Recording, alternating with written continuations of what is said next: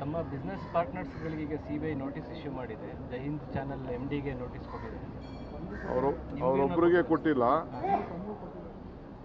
ಆಪ್ಕಾಮ್ಸು ನಮ್ಮ ಸಬ್ ರಿಜಿಸ್ಟ್ರಾರ್ಗಳು ಎಲ್ಲರಿಗೂ ಕೂಡ ಕೊಟ್ಟಿದೆ. ಸರ್ಕಾರ ವಿಡ್ರಾ ಮಾಡಿದೆ. ಆದರೂ ಕೂಡ ಅವರು ಯಾವ ಲೆಕ್ಕಾಚಾರದಲ್ಲಿ ನೋಟಿಸ್ ಕೊಡ್ತಾ ಇದ್ದಾರೋ ನನಗೆ ಗೊತ್ತಿಲ್ಲ. ಅವ್ರು ಏನು ಬೇಕಾದ್ರೆ ಎಲ್ಲ ದಾಖಲೆಗಳು ಅವ್ರ ಹತ್ರ ಇದೆ, ಅವ್ರ ಹತ್ರ ಇಲ್ಲದೆ ಒಂದು ದಾಖಲೆ ಏನಿಲ್ಲ. ಬಟ್ ಈ ಕೇಸಲ್ಲಿ ಈಗಾಗಲೇ ಗೌರ್ಮೆಂಟು ಏನು ಪರ್ಮಿಷನ್ ಕೊಟ್ಟಿತ್ತು ಅದನ್ನು ವಿಡ್ರಾ ಮಾಡಿದೆ.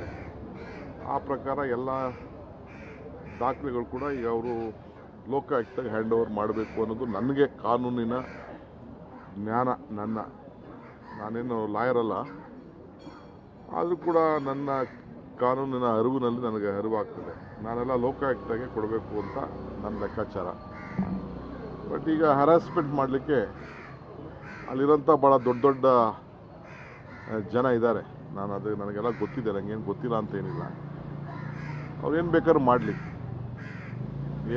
ಮಾಡಲಿ, ನನಗೆ ರಾಜಕೀಯವಾಗಿ ಮುಗಿಸ್ಬೇಕು, ತೊಂದರೆ ಮಾಡಬೇಕು ಅಂತೇಳಿ ಒಂದು ದೊಡ್ಡ ಷಡ್ಯಂತ್ರ ನಡೀತಾ ಇದೆ. ಕೆಲವು BJP ನಾಯಕರುಗಳೆಲ್ಲ ಅದು ಮುಂಚಿತವಾಗೇ ಹೇಳಿದರು, ನನ್ನ ಜೈಲು ಕಳಿಸ್ತೀವಿ, ಜೈಲಿಗೆ ಹೋಗ್ತಾರೆ ಅಂತೆಲ್ಲ. ಅವರೆಲ್ಲ ಭವಿಷ್ಯ ಅವರ ಇಲಾಖೆಯಲ್ಲಿ ಮಾತಾಡಿದ್ದೆಲ್ಲ ತಿಳಿಸಿದ್ರು. ಯಾರು ಏನೇನು ಮಾತಾಡ್ತಾರೋ ನಾನು ಅವ್ರಿಗೆಲ್ಲ ಕರೆದಿದ್ದೆ, ಬನ್ರಪ್ಪ ಚರ್ಚೆ ಮಾಡೋಣ, ಸರಿಯಾದ ವೇದಿಕೆ ನೋಡೋಣ ಅಂತ. ಎಲ್ಲ ದೊಡ್ಡ ಪ್ಲಾಟೇ ನಡೀತಾ ಇದೆ. ಇರಲಿ, ನಾನೇನು ತಪ್ಪು ಮಾಡಿಲ್ಲ. ಅವ್ರು ಏನು ಬೇಕಾದ್ರೂ ಎನ್ಕ್ವೈರಿ ಮಾಡಿಕೊಳ್ಳಿ, ಏನು ಬೇಕಾದ್ರೂ ಮಾಡಿಕೊಳ್ಳಿ. ಎಲ್ಲಿ ನನಗೆ ನ್ಯಾಯ ಸಿಗಬೇಕೋ ನ್ಯಾಯ ಸಿಗ್ತದೆ. ತಮಗೆ ಇಂಡಿವಿಜುವಲ್ ಆಗಿ ನೋಟಿಸ್ ಬಂದಿದೆ ಸರ್? ನನ್ನ ಸಂಸ್ಥೆಗೆ ಬಂದಿದೆ. ನಾನು ಸಂಸ್ಥೆಯಲ್ಲೇನು ನನ್ನ ಯಾವುದೋ ಒಂದು ಪಾರ್ಟ್ನರ್ಶಿಪ್ ಫರ್ಮ್ ಇದೆ, ನಾನೇ ಅದಕ್ಕೆ ಮುಖ್ಯಸ್ಥ. ಅಲ್ಲಿಗೆ ಕೂಡ ಬಂದಿದೆ. ನನ್ನ ಮಕ್ಕಳದೆಲ್ಲ ಕೇಳ್ತಾ ಇದ್ದಾರೆ.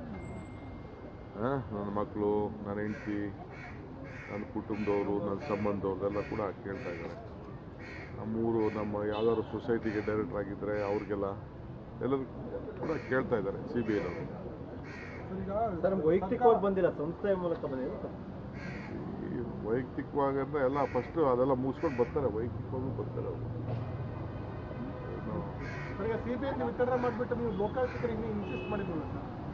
ನಾನಿಲ್ಲ, ಸರ್ಕಾರ ಲೋಕಾಯುಕ್ತ ಕೊಟ್ಟಿದೆ, ನಾನಲ್ಲ.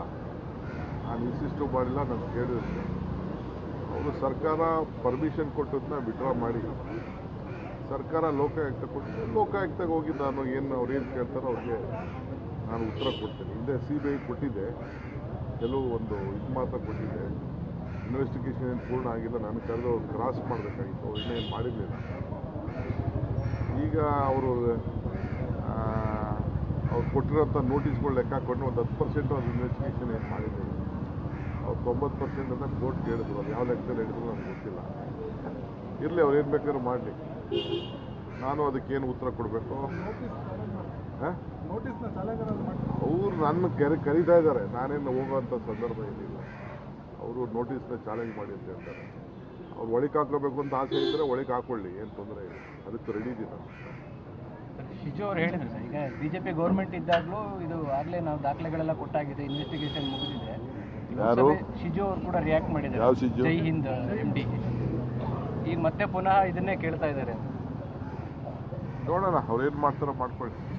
ಕೆಲವು ಸಚಿವರನ್ನ ಈಗ ಲೋಕಸಭೆ ಚುನಾವಣೆಯಲ್ಲಿ ಮಾಡಬೇಡ ಎಲ್ಲ ಸುಳ್ಳು. ನಾನಿನ್ನ ವರದಿನೇ ಕೊಟ್ಟಿಲ್ಲ. ಅವರು ನನ್ನ ವರದಿ ಕೇಳಿದ್ದಾರೆ. 4ನೇ ತಾರೀಕು ಮೀಟಿಂಗ್ ಇದೆ. ಯಾವ ಸಚಿವರ ಬಗ್ಗೆ ನಾವು ಮಾಡಿ ಬಿಡಿ ಅಂತ ಏನು ಮಾತಾಡಿಲ್ಲ. ನಾವು ಕೆಲವು ಮಿನಿಸ್ಟರ್ಸ್ಗೆ ಇನ್ಚಾರ್ಜ್ ಹಾಕಿದ್ದೆ, ಕೆಲವರೆಲ್ಲ ರಿಪೋರ್ಟ್ಗಳು ಕೊಟ್ಟಿದ್ದಾರೆ. 4ನೇ ತಾರೀಕು ನಾನು ಸಿದ್ದರಾಮಯ್ಯನವ್ರನ್ನ ನನ್ನ ಡೆಲ್ಲಿಯವ್ರು ಕರೆದಿದ್ದಾರೆ. ನಾವಿಬ್ಬರು ಹೋಗ್ತಾ ಇದ್ದೀವಿ. ಹೋಗಿ ಅಲ್ಲಿ ಏನೋ ಒಂದು ಗೈಡ್ಲೈನ್ ಫೈನಲೈಸ್ ಮಾಡ್ತಾರೋ ಆ ಗೈಡ್ಲೈನ್ ಪ್ರಕಾರ ನಾವೆಲ್ಲ ಕೆಲಸ ಮಾಡಬೇಕು.